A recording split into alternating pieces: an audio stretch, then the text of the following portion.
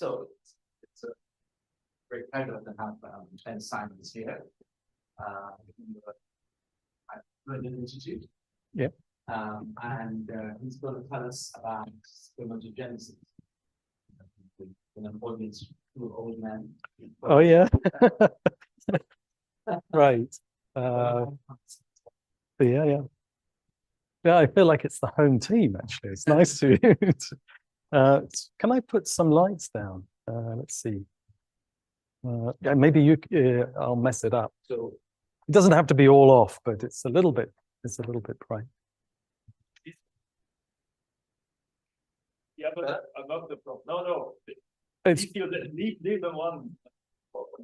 But this really strong one. yeah, so that's rare. Good. That's good. Is that okay? Perfect. Yeah. Right. So thanks. Great. Great to be here. Nice to give a talk. Yeah. So I'm going to talk about spermatogenesis, maintenance of sperm cells. And I want to argue, we're going to introduce stem cell biology, but I want to argue that this system is really changing the way we think about stem cells. Actually, maybe I should just say very quickly a quick word about myself. Obviously, I know a lot of you, but so background condensed matter theory, actually quantum condensed matter theory mostly, and so on. But by now, I have a mouse laboratory at the Gurdon Institute, so it was a long journey which I would never recommend to anybody. So this is the problem we're interested in. So to replenish many different tissues in the body, cells are constantly being lost, being shed through exhaustion, damage, or just natural turnover, natural loss. Think about, for example, the skin, the blood, and those tissues have to be maintained, and they're maintained through a process of constant renewal, which is undertaken by minority populations of stem cells. So stem cells are typically lineage restricted. We have stem cells for skin, we have stem cells for blood, so they're restricted to those lineages. And stem cells are defined by their unique capacity to renew, which means to duplicate, and to give rise to more differentiated cell types. Okay, so not all tissues are turned over through adult life. The heart has no turnover. The liver is a very strange organ. It basically doesn't turn over at all. But if you cut the liver in two, it actually regenerates it very efficiently. So this doesn't fit with all tissues, but you could think that all epithelial tissues are in this category. So there is a kind of abiding question in stem cell biology. This is a question which has stood for many generations, actually. The challenge is to understand how these stem cell populations exquisitely balance cell duplication and differentiation to maintain density homeostasis. So why is that question so important? Why has it attracted so much interest in the community? It's because when those things go wrong, that's often the origin of different kinds of diseases. So you can imagine that if those cells become imbalanced towards duplication, that's the kind of situation in which you start generating tumor-like states. Okay, so the question I want to address is, how do stem cells exquisitely balance duplication and differentiation? Okay, so it's a very old field, and there's a lot of folklore around that field. And I'm going to give you a list of bullet points about what most people believe. Now, this is a little bit out of date, honestly. I think, obviously I'm putting this up to be provocative. I'm going to tell you that these things aren't true. And actually, a lot of stem cell biologists agree on those things. But if you go back 10 years, you will find that most people would take for granted that stem cells were individually long-lived. And what that means is that when they divide asymmetrically to produce themselves and one more differentiated progeny. So most people would think about stem cells making rounds of asymmetrical divisions that led to asymmetric fate outcome. Most people would think that stem cells were characterized by a unique gene expression signature. So people talk in terms of stem cell markers, and they're positioned at the apex of a one-way differentiation hierarchy. So you've got this unique population of cell states And when cells leave that state, they're never going back. So we have defined populations. If we go on, most people think that stem cell function is linked to intimate contact to extrinsic factors. People talk in terms of a discrete anatomical niche. So there are somatic cells that provide biochemical signals which maintain stem cell competence. And when cells move away from that environment, they enter into this differentiation program. Most people have linked stem cells to long-term quiescence. That makes sense. These are long-lived cells. You don't want them dividing all of the time because that's when they'll pick up genetic alterations, aberrations, and so on. So better to keep them in a quiescent state. And the final thing, and this used to be considered the defining property of a stem cell, that it has the potential to repopulate under injury or transplantation conditions. You can think of things like bone marrow transplantation, where you put back the stem cell and it's able to recapitulate the entire lineage.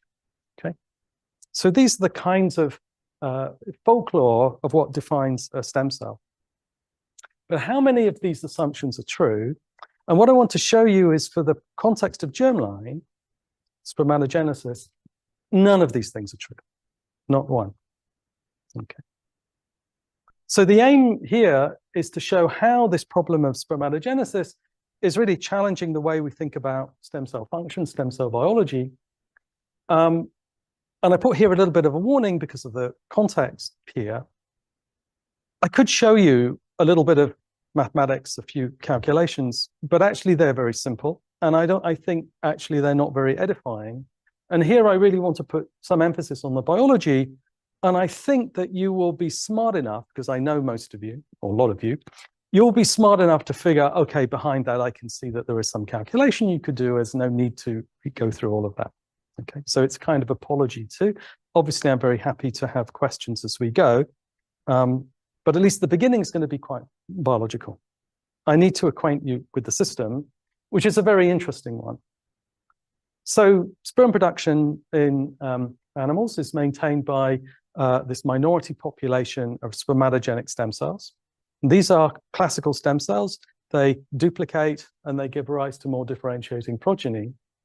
And the formation of the germ cells proceeds in the following manner. So the stem cells and their mitotic progenies live on the basement membrane of seminiferous tubules. It's a two-dimensional tubular structure you can see there in schematic. And the germ cells are a little bit unusual because when they divide, telophase is incomplete, and so they form these syncytial chains. You'll see that in a second. They form syncytial chains, and they go through something in a mouse, through something like 10 to 11 rounds of mitotic division before they enter into meiosis. When they enter into meiosis, they delaminate from the basement membrane. They move through tight junctions between these large somatic cells you can see on the right there. And then they move like an escalator through different stages of maturation, differentiation, until they're released as mature sperm into the lumen. And in a mouse, that whole journey from stem cell to sperm is around a month. And each time they move up this escalator is kind of once every 8 days or so. Okay. So where in this population do stem cells live? So you might think that they lived in this A single population. I think the notation is clear. Or maybe there are some pairs of cells, syncytia with 2 cells. Maybe some of those function as stem cells. Maybe some are line 4. It's not clear where the stem cells reside. In terms of molecular markers, we know that there are certain markers which are particularly enriched in this early, what's called undifferentiating population. One of those is GIRF alpha 1, we'll come back to. And that's reciprocally expressed with another factor, which is neurogenin 3. But when cells upregulate KIT, that's irreversible commitment to differentiation. So the stem cell compartment is certainly contained within here. And once they get to this stage, they're on a differentiation path. Okay. Now, what you can see in this little movie is germ cells, which are driving the expression of a GFP, a fluorescent protein, under the control of neurogenin 3. That's this population. And this is intravital live imaging. And you can see those syncytial chains dividing and drifting away, to give you an idea of what those syncytia look like. So they look quite dilute, by the way, on this membrane, but they're not. It's like Piccadilly Circus. You're only seeing these cells expressing neurogenin 3, but this epithelium is completely packed with germ cells, absolutely densely packed. Okay.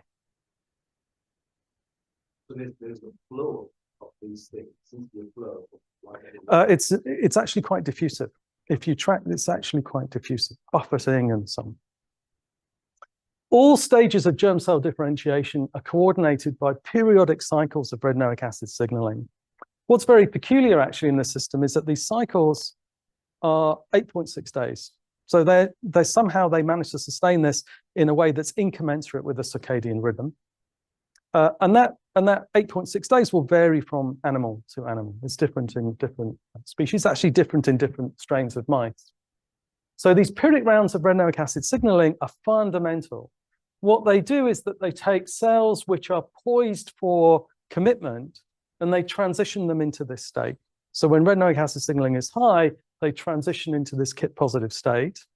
They also regulate the entry into meiosis. So when retinoic acid signaling is high, the cells undergo meiosis and move up into that next stage. And all of the stages are regulated by retinoic acid signaling. It's fundamental to this process, and it's exquisitely periodic. Another feature is that if you look anywhere along the tubule, you'll see periodic cycles of retinoic acid signaling, but the phase of that wave is different along the tubule. And that's important because the mice don't want to be fertile once every 8.6 days. They want to be fertile all of the time. So this retinoic acid signaling wave moves like a phase wave, Mexican wave, if you like, along the tubule. There's a little bit of, you know, I'll come back to that at the end of the talk. This is a self-organizing phenomena which generates this, this phase wave. And so, Very regular, is it that regular or is it rather? well, let's see. Okay, so this is work done by a collaborator of ours in Okazaki in Japan. This is Toshiyuki Sato, who's in my collaborator Shosei Yoshida's lab. I'll come back to him in a second. And what you can see here, I'll show you. I'll run the movie. Is that they've done beautiful intravital live imaging, and this is live imaging of a mouse where there's a GFP expression linked to the expression of STRA8. The RA in STRA8 is retinoic acid. This is a gene which is coming on in response to retinoic acid signaling, and you'll be able to see what that wave looks like. So there it goes. Actually, it's a bit bumpy because of zoom, but you can see that wave moving around the tubule. Just to put this in perspective here, this number here, this is days. So this is 4, 5, they go up to 10 days of time-lapse live imaging and generate these beautiful intravital live imaging movies. So what you can see there, actually, you can see on the right, the bright thing on the top right is probably 1, maybe 2 enormous syncytia with hundreds of cells that's about to go through meiosis. And what you can see here is once that's gone, these are the smaller undifferentiated syncytia that are about to commit to differentiation.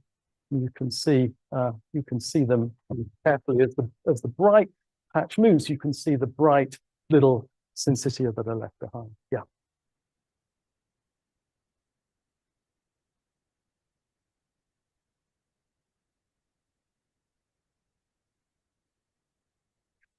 I'll come back later at the end of the talk, if there's time, to tell you something about how that 8.6 days is made, how it can be modulated. But to give you a very quick answer, the differentiation of those germ cells is providing both a feed forward and a feedback signal, and it's that time delay that establishes the oscillator. You can modulate that, and in principle, you can change the timing of that cycle. Yeah. Okay. So yeah, so more later on this seminiferous wave, it's actually a nice self-organizing phenomena. in the spirit of kind of Kuramoto type dynamic. Okay, so so where does stem cell function reside? So this is a very old question, and this actually is Charles Philippe Leblond. He's kind of father of stem cell biology, and he was attracted to this problem in 1953. He worked on everything, and actually, he's the Phil Anderson or the Landau of stem cell biology. Annoyingly, he actually solved almost all of the major questions in the stem cell field, in my view. So back in 1953, what he proposed, the main feature of the present hypothesis, described as stem cell renewal theory.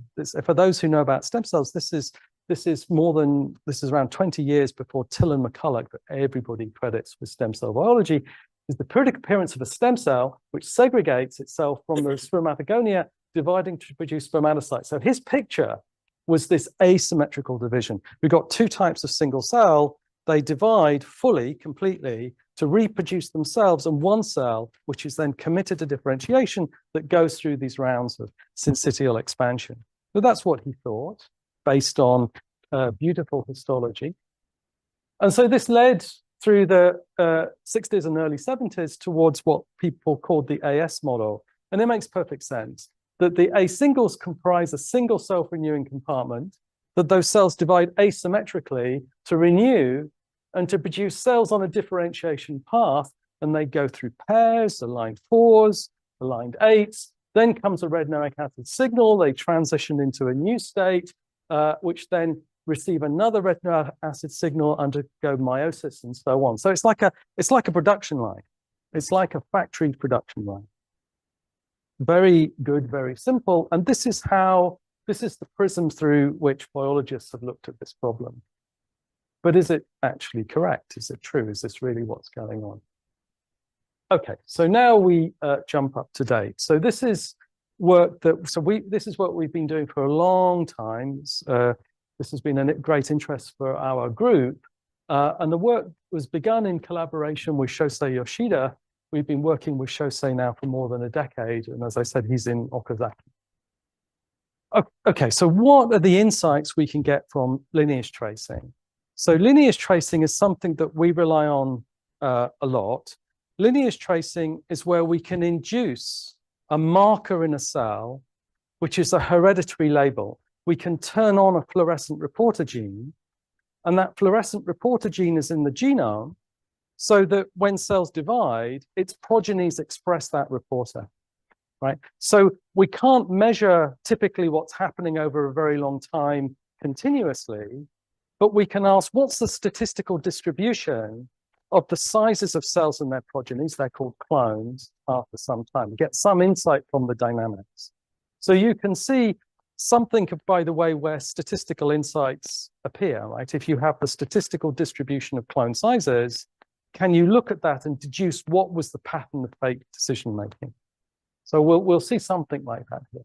So the first experiment is that what Shosei's lab has done, actually it's Kenshiro Hara who did this, what he's done is he's taken the mouse and he's induced the animal under the control of GIRF alpha-1, that was this undifferentiated marker, to express a fluorescent protein. And what he's done is he's labeled around 18% of the cells at day 0.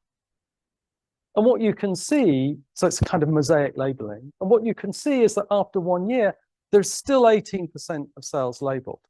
That's good. That's a renewing population, right? You label 18%, the end of after a year, there's still 18% labeled. So we know that the stem cell population is within that GIRF alpha-1 expressing population. It's biology. Bigger than the others. There's something. Do you know, this paper is now a decade old.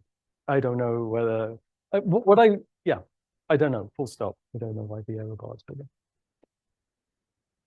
Now, the second thing is we know the stem cells are contained within that population, but it could be a very small fraction of that population. So where is GIRF alpha-1 expressed? And if we look at all the GIRF alpha-1 positive cells, 50% of them belong to A singles, But actually, 30% of them belong to pairs, and 10% are belonging to these aligned fours. So that expression extends throughout the singles and these early syncytia.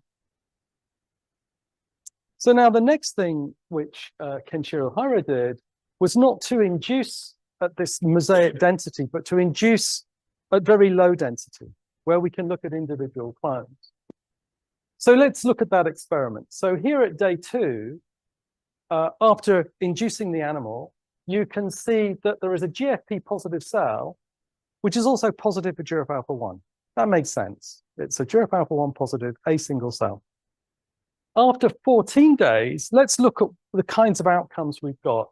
Well, one outcome is that we've got a clone cell and its progeny, which has 2 units, 2 A pairs. So this labeled cell has gone on to generate 2 A pairs. We've got another clone which has 1 A single, which is GIRF alpha 1 positive, and 2 A aligned 16, A aligned 13, 2 units, which are GIRF alpha 1 negative. So those cells are on a differentiation path. And there's another clone here, which has just 1 unit, where all GIRF alpha 1 expression has been lost. And if we project these kinds of outcomes onto a map, then what you can see is that over time, we gradually lose GIRF alpha 1 expression from clones. So these clones are becoming extinct. They've lost GIRF alpha 1 expression. But other clones have expanded to multiple units, 8, even 10, 11 units over 20 days. Okay. But at the population level, this is being maintained. So as much as I lose, I expand. So let's put that in a much more simple way. So what's going on here is that we've got our stem cells, whoever they are within this population, are duplicating, and they're being lost through differentiation, and they're doing that in an exquisitely balanced manner. Balanced because of the steady state, and stochastic because we're getting these stochastic outcomes. Now, later on, I can show you a bit of math to show that the statistical distributions are the ones that you would expect, okay? Right. So that's point number 3, right? So renewal activity contained in GIRF alpha 1 population, heterogeneous in morphology, highly variable but balanced fate. So these cells are not asymmetrically dividing. They're perfectly balancing duplication and differentiation.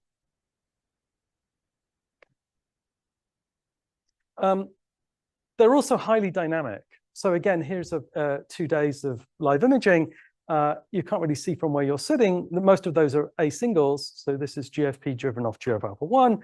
And actually, if you look closely, you can see that they're putting out processes. They're almost like single cell organisms, right? They're running around on the basement membrane of the seminiferous tubules. And you'll see why in a second they're doing that. And this motion is quite diffusive. In case you wondered, it's actually quite a diffusive dynamic. I mean, we looked for caging and all those kinds of things. Turns out that it's actually basically diffusive. And then the final thing is that if you look at the dispersion of GIRF alpha 1 positive cells on the tubules, they're roughly uniform. We can quantify this, but more or less, they form roughly a uniform density on the seminiferous tubules.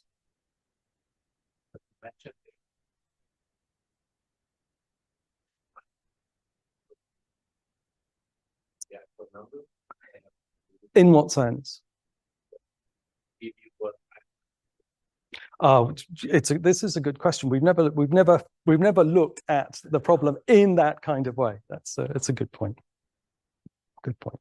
All right. So here's the big question. Sorry. So if you were sleeping till now, here's the big question, right? So given these 5 points, here's the challenge. Well, okay. For the biologists, the challenge is, what is the molecular morphological identity of the stem cell compartment? What are the markers? Is it the single? Is it pairs? Where does stem cell function reside? But for the physicists, we have this question. Stem cells are incredibly dilute on the seminiferous tubules. It means that the distance between undifferentiated cells is maybe 10 20 cell diameters. Yet these cells perfectly balance their duplication and differentiation, and they do that locally. So how do they do that? How do they locally balance duplication and differentiation when they're not touching each other? They're well separated. You can probably guess the answer, but I'll build up to the answer.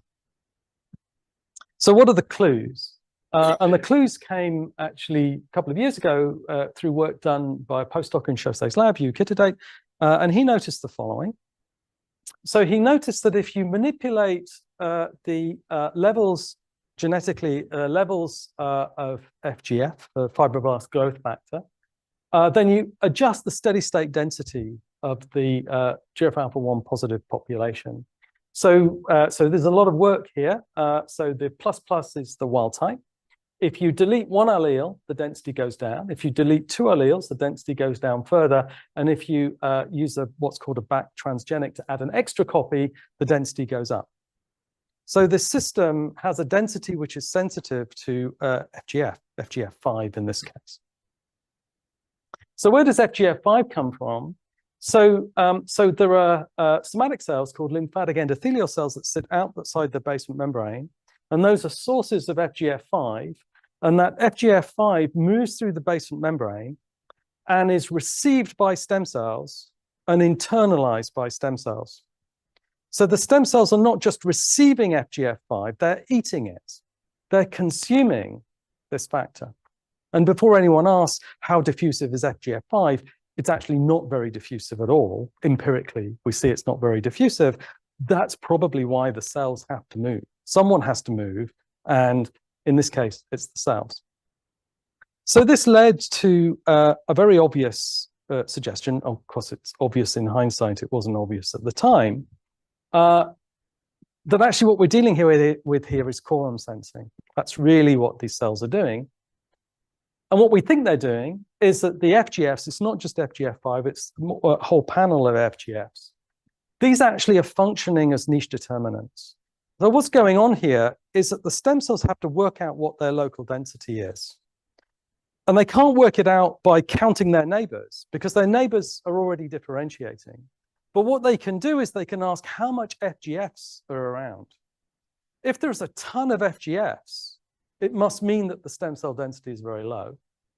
But if the FGF levels are massively depleted, it means it's very crowded. So what you want to do is you want to link your capacity to hear the differentiation signal to the levels of FGF.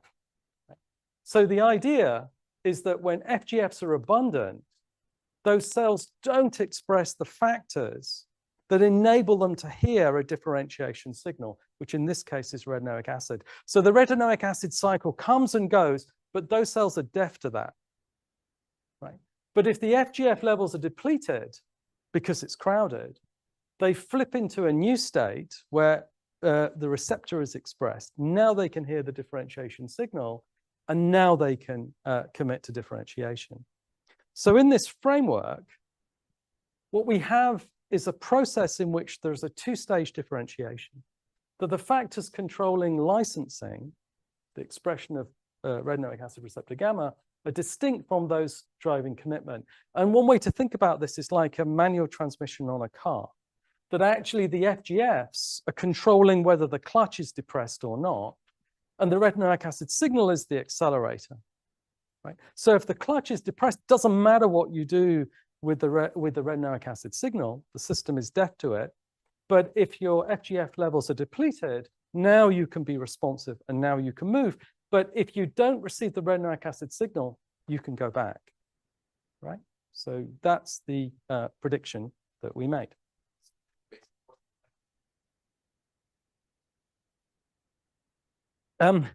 Later on, I will tell you no. But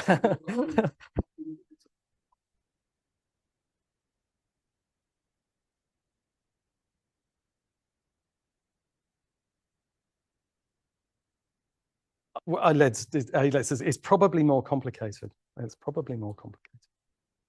Yeah. Oh, and then I suppose the other thing to say, by the way, is it's not just FGFs. it's not just a spectrum of FGFs. There's also GDNF, which is also playing a role. So probably there are many kinds of niche factors at play here. So what's the evidence? Okay, so now a kind of scintilla of modeling. Okay, so this was work done by an amazingly smart postdoc. Actually, you know, everybody says that, all their postdocs are amazing. David, he broke my heart because he was fantastic. He was a student with Frank Ulica, and I wanted him just, you know, to run his own group and so on. And he wanted to go into industry. And I mean, actually, he's doing fantastic things, but it was heartbreaking because I just, you know, he's such a brilliant postdoc. Anyway, one of the things that he did when he was in my lab is he said, you know, let's build the simplest toy model here. So stem cells duplicate or they're lost through differentiation. And they do that probabilistically. And they do that probabilistically in response to FGF concentration. Let's just introduce some kind of Hill function to represent that. So if the FGF concentration is very high, this probability heads towards unity, they duplicate. If the probability is low, they differentiate. But then we have to give the FGFs some kind of dynamics themselves. So those FGFs are produced at some constant rate. They have natural degradation rate, and they're consumed by the stem cells. So they're eaten by the stem cells. And the little Hill function there is because we want to put in some capacity. Some, you know, there's a limit to how much the cell, how many receptors the cell can support. So if you look at this little dynamics, then actually there's a part of the phase diagram where it's unstable, part of the phase diagram where it's stable. And where it's stable, you get a very stable fixed point, as you could imagine from this simple dynamic. Kick the system away from that, it will always come back to that stable fixed point.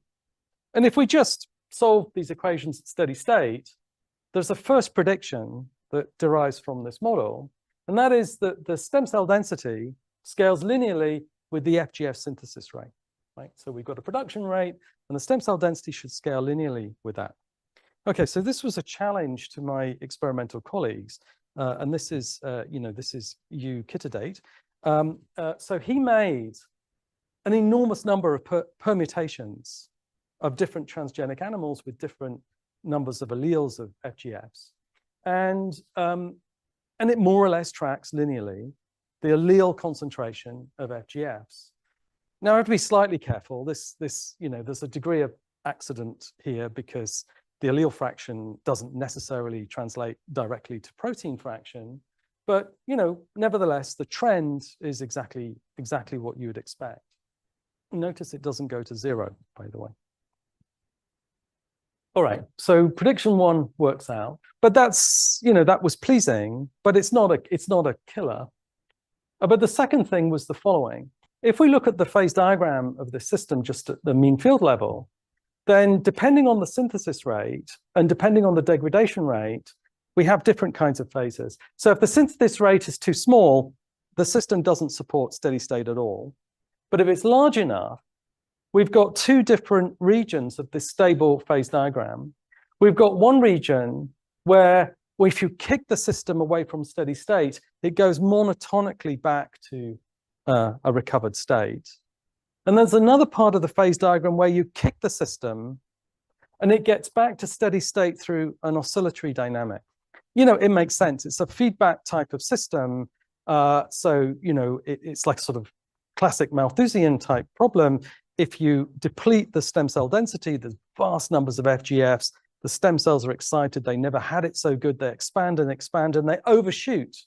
And now there's a crisis. And so now the population collapses and now the process repeats. And so you get back to steady state through an oscillatory recovery. And here's a little stochastic simulation that David made. It's probably hard to see, but you can see exactly that kind of, you know, overshoot, undershoot, overshoot, and so on. So the cloud there's the FGFs, the little dots of the stem cells. It's just a cartoon to illustrate this kind of dynamic. So this problem, by the way, has all kinds of nice features that would be very difficult to see, like, you know, intermittency. It's like an excitable system, which we also looked at. All right, but what about experiment? So we can deplete stem cell number using a toxic compound called busulfan. It's one of the compounds that is used in cancer treatments. It's killing mitotic cells. And so Chaussay's lab used busulfan to look at this kind of dynamic. What happens if you deplete stem cell density?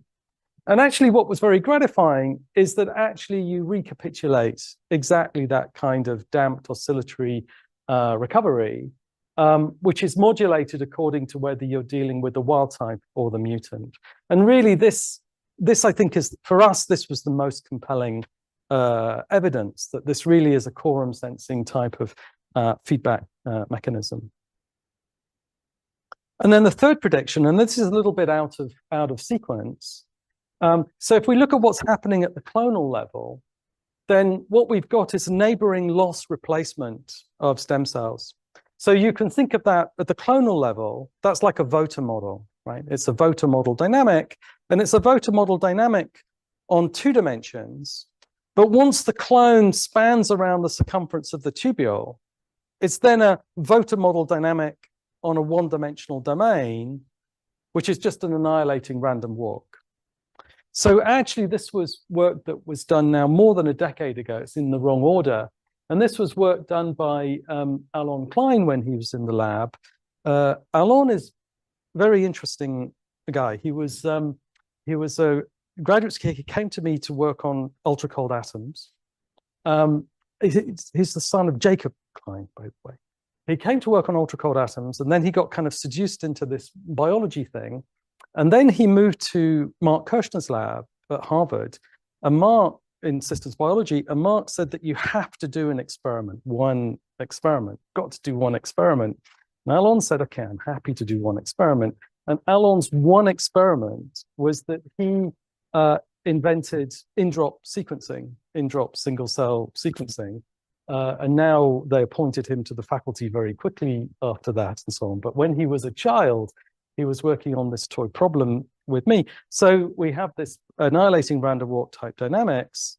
And so what you have in that kind of dynamics is that this kind of voter type dynamics leads to neutral drift and statistical scaling. And you go from a 2-dimensional situation in which you have exponential-like distributions of clone sizes and linear expansion of average clone size into this 1-dimensional dynamic where the scaling function is like a Gaussian, and you have the square root growth. And the experimentalists had looked at that clonal dynamics all of those years ago. Here's those distribution of clone sizes, and it fits pretty well with this t⁻⁴ scaling of average clone size. And the statistical distribution of clone lengths also fits quite well with this Gaussian-like distribution. Okay. How am I doing for time?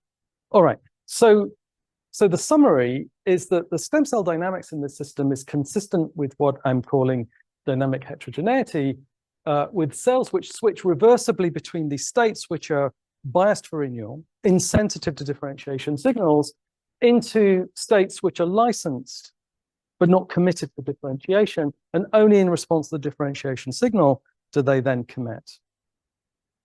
But what about the molecular morphological identity of the stem cell compartment?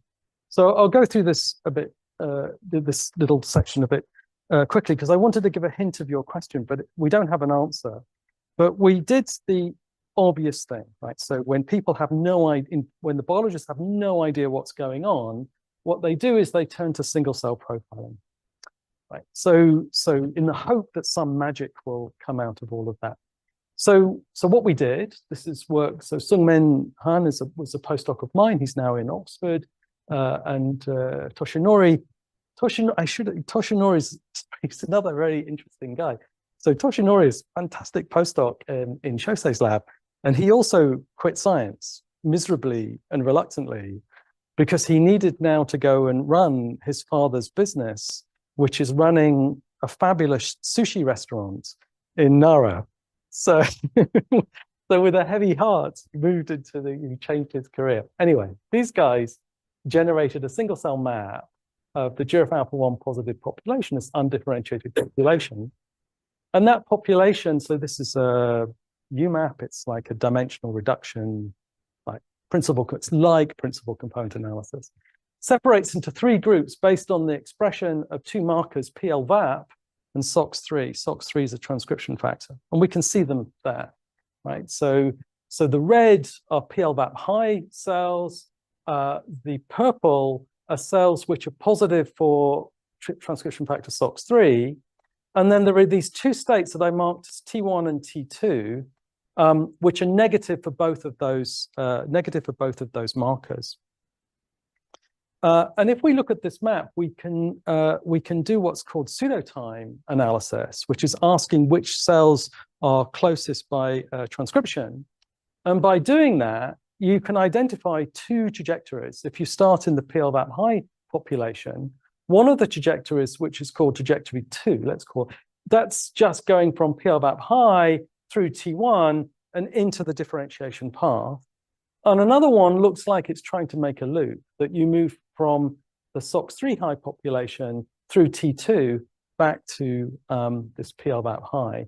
And this looks a little bit like the loop of moving from renewal biased to differentiation primed. But is it, right? We need to check that. So first of all, where are those markers expressed? Well, if you look at the PLVAP high cells, they're almost exclusively A singles, very little A pair. And if we look at the SOX3 high cells, they're extended throughout that undifferentiated compartment, some A singles, some A pairs, aligned 4s and aligned 8s. And if we induce tissue under the control of these different genes, PLVAP, SOX3, and neurogenin-3, then the PLVAP, after 3 months, the clones have a much higher survival potential than the SOX3, maybe an order of magnitude. But still, the SOX3 population can found long-lived colonies, very much fitting with this labeling cells which are on a differentiation path. Whereas the neurogenin-3, they really are dropping off the list, so they're pretty much committed to differentiation. So then we can ask, and this is what everybody does, we can ask which genes change most strongly in those trajectories. That's beginning to get at mechanism.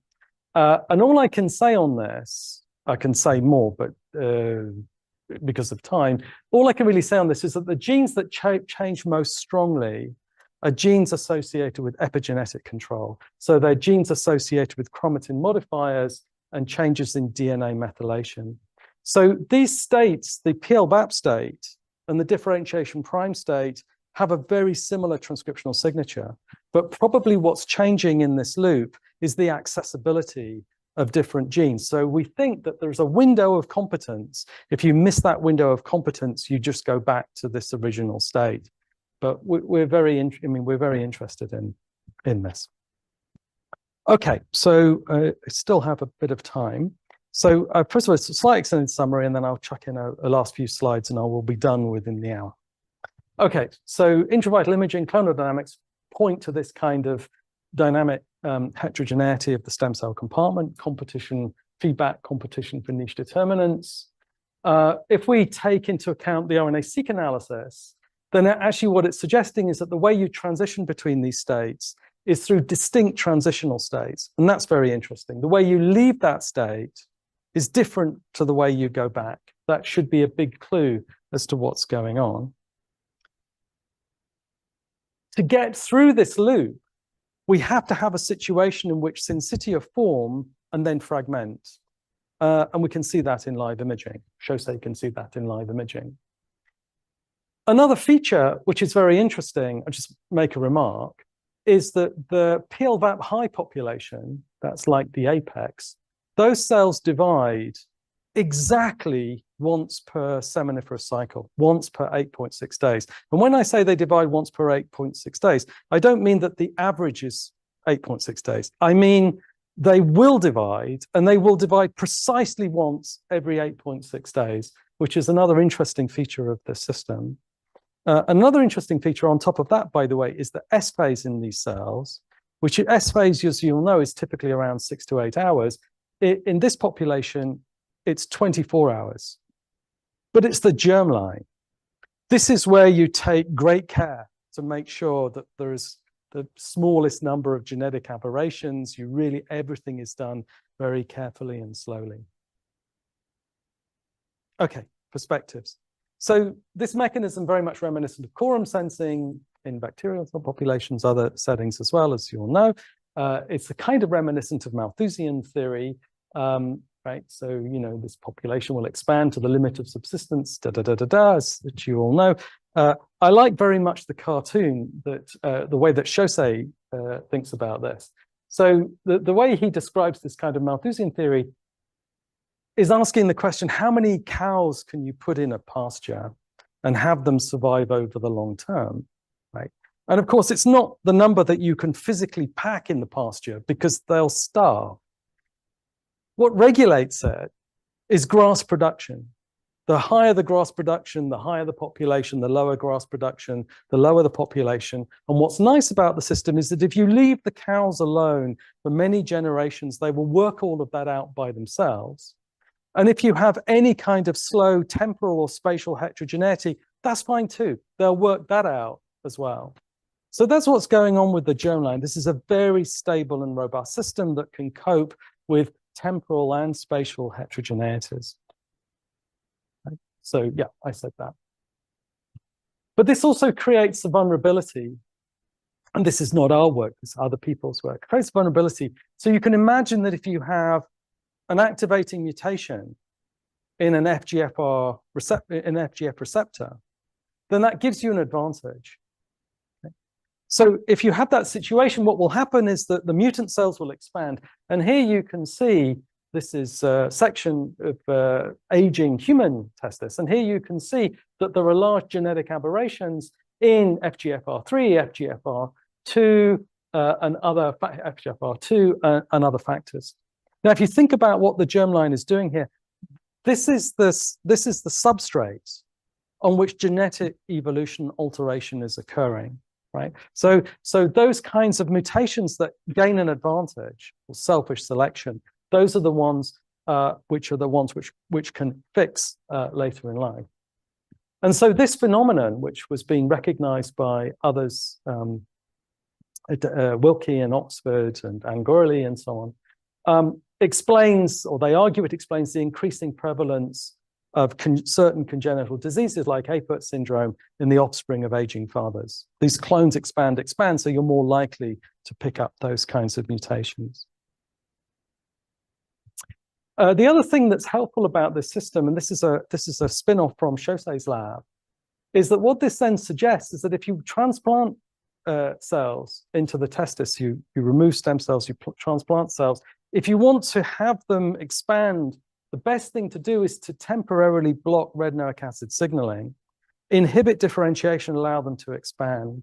And so they showed, using a retinoic acid inhibitor called WIN, that actually you could get transplantation levels to a level where you can restore fertility in mice.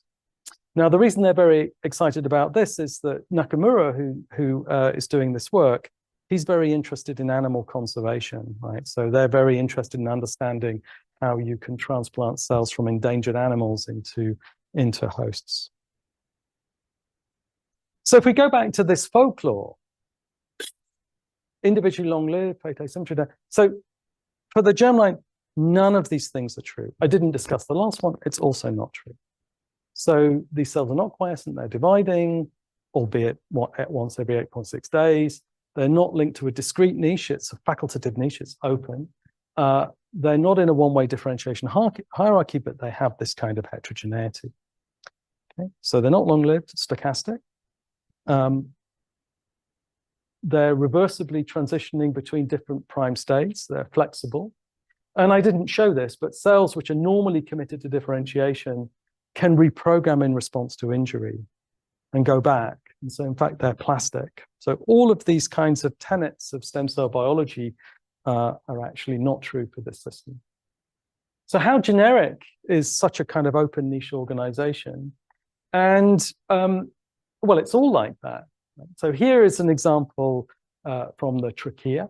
So the trachea has stem cells, which are these small pyramid-like cells, and they give rise to the secretory cells, to club cells and ciliated cells. And they're quite sparse on the basement membrane of the trachea. But still, these cells perfectly balance duplication, differentiation to maintain homeostasis. How do they do that? I would argue the way they do that is precisely through this quorum sensing type mechanism.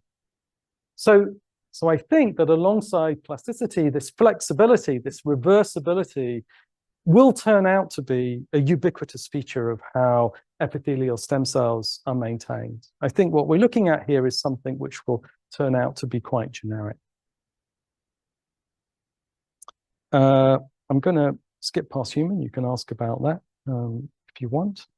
Other tissues, well, the classic example of an open niche is blood. So in the blood, so blood is maintained by cells which live in the bone marrow. They actively migrate inside the bone marrow. So you can see here again intravital imaging, labeling hematopoietic stem cells or stem cells and progenitors. HSPC is stem cells and progenitors, and they actively migrate on that background. Again, the blood system is supported by a very long differentiation hierarchy with stem cells at the apex and a long differentiation hierarchy beneath it. But a peculiar feature is that if you kill blood cells using, again, cancer compound which is killing dividing cells, if you look at recovery, everybody in the field knows that you have this rebound phenomenon. So in other words, when you deplete the cell number, when you want to get back to steady state, you expand the population, overshoot, and you go up and down and up and down. And I think, very much like what we see in the germline. And I suspect that the regulation of stem cell density in the blood is also based on quorum sensing. It's the same kind of problem. You've got cells which are moving around in the bone marrow, but they have to perfectly maintain their number. So if I have 3 minutes, I'll be very, very quick. I was just return to this for fun. So there is this wave-like phenomenon. And this periodic cycle of retinoic acid signaling is really a ubiquitous feature of germ cell regulation in mammals and in birds. In rodents, those cycles coordinate to produce this one-dimensional wave. But in other organisms, and actually they also show defects. So you get these phase waves, but there are also regions, they call them modulations, where the phase velocity is reversed. In other organisms, now don't ask me why quail, but quail is a popular model organism in the germ field. And you can't see it there from where you're sitting, but if you look at the different, so the seminiferous cycle is divided into stages. If you look at the rodents, the stages would go 1, 2, 3, 4, 5, 6, and so on along the tubule. If you look at the quail here, the numbers are close. 6 tends to be next to 5, but it's kind of all over the place, kind of irregular. And in human, people have, it looks somewhere between irregular and a spiral. So some people argue that there's some spiral structure there. So what's going on? What could be going on? What's the origin of this? So there's just 3 slides. So Irene Lee, who used to be a postdoc in Mike's lab, who's now at the IST in Vienna with Edouard Hanezo. So she looked at this problem. She looked at several different problems. She looked at this problem. And what she realized is that retinoic acid signaling, retinoic acid signaling is linked to a feed forward and a feedback circuit. Okay, so what's depicted here is that the cells at the base, this is an undifferentiated population on the basal layer. But as cells move up into the second layer and third layer, they go through different differentiation stages. And it's cells at particular stages that provide a feed forward and a feedback suppression later on with a time delay, the time delay being the maturation time. And it's that combination of feed forward and feedback which generates this kind of stable local oscillatory dynamic. Okay? So this system is very robust, right? If you abolish differentiation and then you start it again, the system will establish the same robust circuit. But now we can ask, how does the phase wave appear? And here, the simplest thing to guess is that we can write down a kind of Kuramoto dynamics in which the phase is locally coupled to its neighbors. And it makes sense because these syncytia are very big. They're expanding, they've got hundreds of cells. They expand over long distances. So we can write down a simple kind of Kuramoto oscillator. We can suppose that there may be some small fluctuations in the natural frequency of the system. And we can also suppose that the degree to which you pull may be different from the degree to which you push. So we can suggest that there may be some small asymmetry parameter in that coupling. So if we go to the continuum limit of the system, so this is like a compact KPZ type system, but where the disorder in this case is quenched, no temporal fluctuations, then inhomogeneities in this frequency actually induce a stable phase wave. Right? So one way to think about that, maybe this is not the best way to think about it, but just to give you a hint of it, is if you forget that it's compact for a second, then a Kohl-Hopf transformation will transform this into a Schrödinger equation where the delta omega is a disorder potential. And so if you generate a Lifshitz tail state, then that's going to be the phase wave, right? That will be the winding of the wave. The exponential will be the winding of the phase. And we can see that, right? So if we run a little simulation in quasi 1D, you can see that the system establishes a stable phase wave on that background. So we think that that's what's going on in the mouse. And it also explains why you would generate these kinds of modulations. Your small fluctuations would create regions where you have defects or opposing phase waves. So what about other organisms? And this was funny because we thought, okay, let's look now at the two-dimensional version of this. Let's suppose these cylinders are actually quite big. Let's look at the two-dimensional dynamics of this.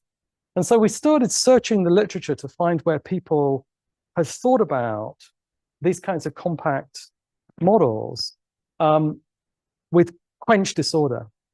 And there's actually not so many. But what's annoying is that actually the second paper of Kuramoto, he did think about this. I didn't have a great computer power and didn't do too much, but he looked at something of the phenomenology of that. This is an interesting system for us. There are different kinds of defects. There's kind of the Lifshitz, the static Lifshitz tail-like defects, but this system will also support spiral waves. And so we can look at some simulations looking at different levels of this asymmetry parameter, in this case, and disorder, and we can get a hint of what may be going on in the quail. So if we first of all look at the quail, we put this system in a region of disorder and asymmetry, then you can see that you can see some spiral waves there, you approach a pattern which has this structure, but it looks kind of random. And if you project on that, the staging of the cycle, it will look a bit like the pattern on the right. If you now look at a slightly lower disorder, again on this quasi 1D, but a larger system, right? So there you can see these spiral waves, they annihilate and so on. Eventually, they slowly annihilate, quench, and reach a kind of steady state. And as they reach a steady state, you can begin to see how you may get spirals coming out of this because of the winding around the tube. So we think that the only difference between all of these, I think they're probably periodic in both directions, but certainly one direction. So we think that probably the difference here is just the degree of one-dimensionality these tubules have. So why should quail be like this? Why should human be like this? So the quail, they don't make very big syncytia, right? They don't have syncytia with hundreds of cells. They make syncytia with perhaps 16 cells. And so their units are much smaller, which effectively makes the size of that surface a little bit a little bit larger than in the mouse. In the case of human, the dimensions are just larger. All right, I'm done. Sorry for, yeah. I think I mentioned everybody as I went along. I should really emphasize, though, that everything that I told you was done in close collaboration with Chose's group, and it's been a wonderful collaboration. So thank you.